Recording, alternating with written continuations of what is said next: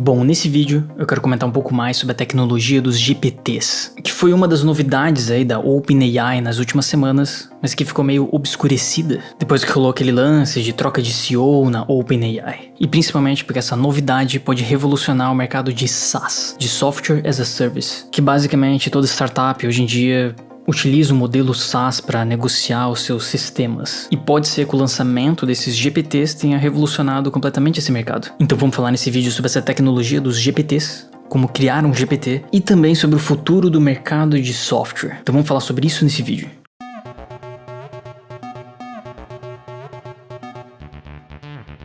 Bom, então quando eu tô me referindo aos GPTs, essa nova funcionalidade da OpenAI que permite que você crie um chat customizado e que você disponibilize isso para as pessoas. Quem tem aqui a plataforma paga do ChatGPT pode vir aqui no lado esquerdo em explorar, e já tem vários GPTs criados pela própria OpenAI, e você pode criar o seu próprio e colocar as configurações aqui. Então você pode dar um nome, uma descrição e as instruções do que esse GPT vai fazer. Mas o mais interessante são essas outras funções que você pode habilitar, como por exemplo a capacidade de permitir que esse GPT procure na internet, ou que ele gere imagens, por exemplo, ou ainda que ele tenha acesso ao Code Interpreter da OpenAI, que ele possa gerar códigos ali em Python. E uma das coisas também bem interessante é essa última configuração que fica bem aqui no canto, chamada de Actions, que é a possibilidade de incluir APIs que esse GPT pode utilizar. Então se tu clica aqui em criar uma nova ação, você pode colocar aqui o esquema que essa API utiliza, e ele fornece aqui alguns exemplos. Um exemplo aqui de ele pegar as condições climáticas de um outro site, informações que estão fora aqui do algoritmo, e trazer isso para dentro do GPT. E é possível inclusive colocar aqui formas de autenticação, como chave de API ou outros tipos de autenticações, como ID e chave de cliente. Ou seja, é possível pegar todas essas aplicações SaaS que existem hoje em dia e conectar isso com a tecnologia da OpenAI. Colocar todas essas plataformas SaaS conversando com o GPT-4 da OpenAI. E talvez muito em breve o GPT-5 aí, né? Que muita gente diz que talvez seja até mesmo algo muito próximo de uma AGI, uma inteligência geral artificial. Mas talvez uma das funcionalidades mais interessantes é essa daqui. O fato de você poder adicionar um arquivo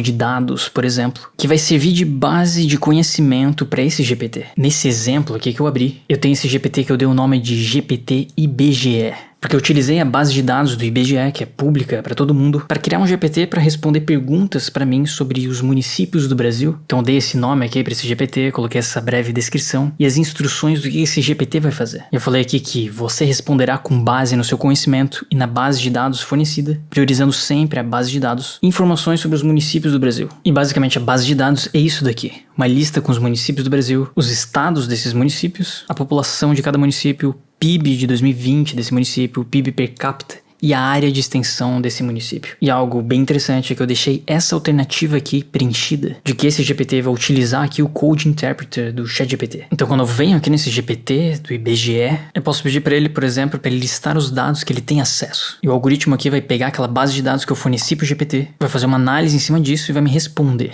Então sei lá, se eu perguntar aqui para ele qual que é o estado com a maior população do Brasil, ele vai usar aqui o Code Interpreter do ChatGPT para fazer uma análise aqui em Python para me dar essa resposta. E ele disse aqui que o estado com a maior população do Brasil é o estado de São Paulo, como a gente sabe, né? E eu poderia simplesmente pedir para ele criar um gráfico em colunas com os estados do Brasil e a população, por exemplo. E gerou esse gráfico aqui. Já ordenado do estado que tem a menor população para o estado que tem a maior população, que é o estado de São Paulo, como a gente viu ali. Então ok, isso talvez não seja uma grande novidade para muita gente, porque afinal é possível fazer o upload de um arquivo pro próprio ChatGPT e pedir para ele racionalizar isso em cima. Mas o mais louco é deixar um GPT pronto para fazer isso e poder compartilhar isso com as pessoas. Então o potencial disso é gigantesco, porque é possível possibilitar, por exemplo, análises proprietárias de dados de empresas, por exemplo. Pegar todos os dados de uma empresa, colocar dentro de um GPT e fazer análises exatamente como a gente está fazendo aqui nesse exemplo do IBGE. E é bizarro que são infinitas as possibilidades desses GPTs. Por exemplo, o Level CEO publicou aqui no Twitter que ele criou um jogo em cima disso. Um jogo estilo Monkey Island.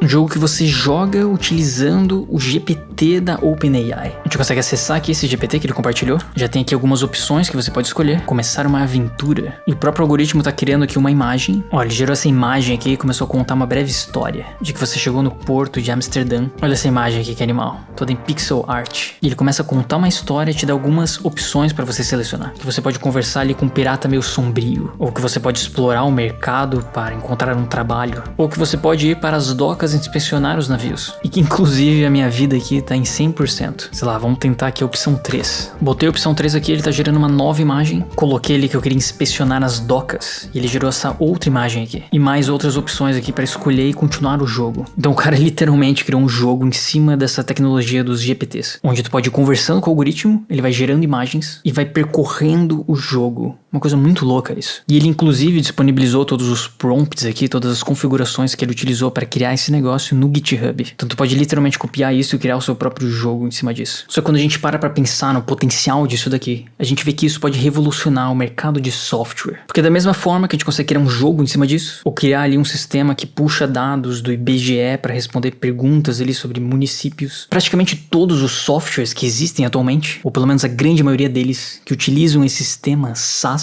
de Software as a Service, que é basicamente disponibilizar uma plataforma que o usuário cria uma conta e ele acessa ali um serviço pela internet, através de um navegador em muitos casos, ou através de um aplicativo de celular, e é cobrado ali uma mensalidade dele por mês. Tudo isso pode se transformar em um GPT. Sei lá, que a gente tem a lista dos maiores SaaS, das maiores empresas que utilizam esse método de venda de software nos Estados Unidos. Então a gente tem aqui, por exemplo, a Adobe é a maior delas, valendo 282 bilhões de dólares. Em segundo lugar aqui a gente tem o Salesforce, que é um CRM. A gente tem em terceiro lugar a Intuit, que oferece vários serviços de SaaS, dentre eles, por exemplo, você fazer a contabilização dos seus gastos. A gente também tem a ServiceNow em quarto lugar, que oferece várias plataformas SaaS para empresas, para organizar os seus negócios. Em quinto lugar, a Shopify, que oferece plataformas de e-commerce e diversas outras aqui que estão nessa lista. E ok, talvez nem todas podem ser transformadas em um GPT, por exemplo, mas muitas delas, principalmente as que trabalham diretamente com dados, poderiam ser otimizadas utilizando esse tipo de tecnologia. Né, todas essas empresas que tem uma interface aqui que você precisa fazer um login para ver os negócios e tem que sair clicando nas coisas para encontrar a informação que você quer. Nessas interfaces aqui que meio que caracterizou esse modelo SaaS, com esses botões, gráficos e mensagens, tudo isso vai poder ser resumido dentro de um GPT, o que vai permitir que o usuário simplesmente converse aí com uma dessas inteligências artificiais, e a inteligência artificial que vai ser responsável por selecionar as informações certas. Então assim,